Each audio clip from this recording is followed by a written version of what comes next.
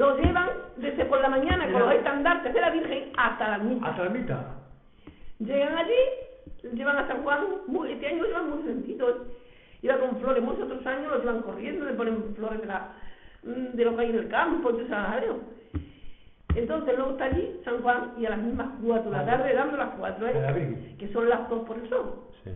Dando las 4, sale la Virgen. Hacer la puerta, y sale San Juan. Y sale San Juan con la Virgen también, y viene acompañándole. Y luego al llegar ahí, al Bulladero, que es la segunda cruz, pues ahí le reciben los santos del pueblo. Lo sacan a todos. A todas las imágenes de todas las iglesias.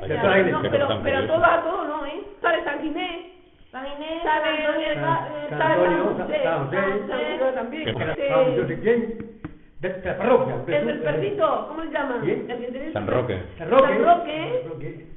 Sale también otros, como dicen, en fin, salen todos. Todo. Y sale San Juan y sale